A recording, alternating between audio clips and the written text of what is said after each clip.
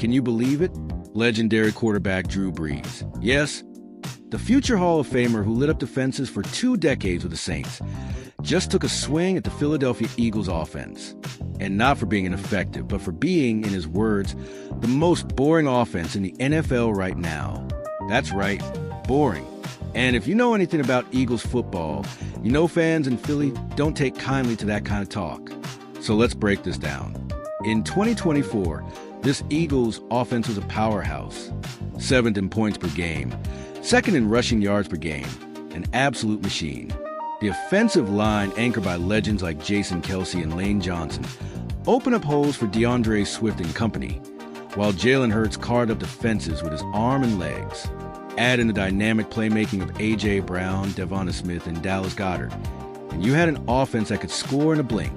Explosive plays were their signature. Philly fans expected fireworks every Sunday, but here in 2025, the fireworks have been more like sparklers.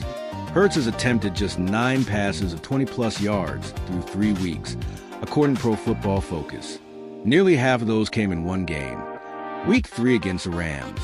That's a stunning drop-off for a team known for its big play potential. And Drew Brees noticed. On ESPN's First Take, he admitted, "I respect Philly. They are winning games. I can't stand to watch that offense. It's the most boring offense." Strong words from a man who made a career out of throwing bombs downfield and putting up video game numbers. Now, here's where things get interesting. A.J. Brown himself seemed to echo some of those frustrations after their comeback win over Rams. When asked how the Eagles pulled off that 19-point second-half rally, Brown didn't mince words.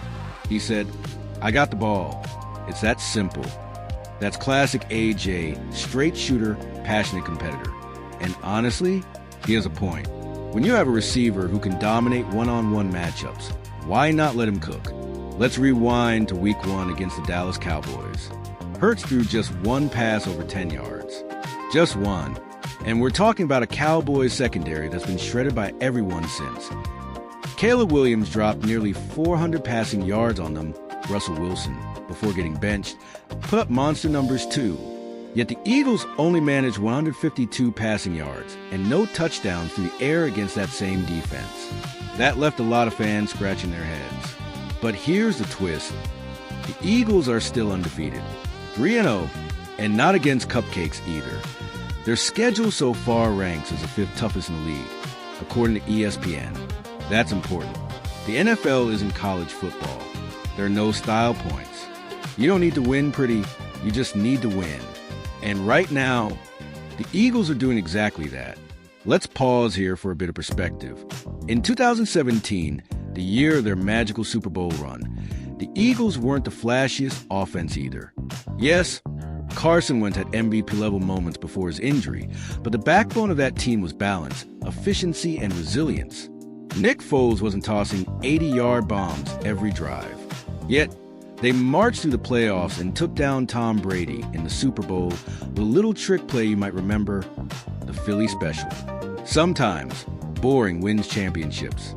Still, Drew Brees' comments hit at a real tension. Fans don't just want wins. They want excitement. They want that electricity that makes Lincoln Financial Field shake as 70,000 voices roar, "Fly, Eagles, fly."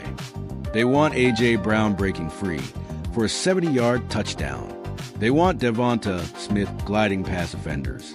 They want Hurts putting on the cape and doing something that makes SportsCenter's top 10. Now, what's going on schematically? Analysts suggest the Eagles are being more conservative by design. Maybe it's about keeping Hurts healthy. After all, he's taken his share of hits in past seasons. Maybe it's about feeling out defenses early in the year, holding back some of the playbook for the stretch run. Offensive coordinator Kellen Moore is still finding his rhythm with this unit, and it's possible they're playing a long game here. But if you ask Eagles fans on Broad Street, they'll tell you they don't want to wait. They want the fireworks now. And you can imagine the frustration for players like Brown, who thrive on big moments. To add some history, this isn't the first time Philly's been criticized for a defensive style. Back in the Andy Reid, Donovan McNabb era, the Eagles were often accused of being too pass-heavy, refusing to run the ball even when it made sense. Fast forward to the Chip Kelly years, and the tempo was off the charts, but the substance wasn't there. And now, in 2025, the complaint is the exact opposite. Too conservative, not enough shots downfield. It's almost like Philly can't escape the spotlight of offensive scrutiny. Still, let's not ignore the positives. This team is 3-0. The defense is playing tough. The offensive line remains one of the best in the league.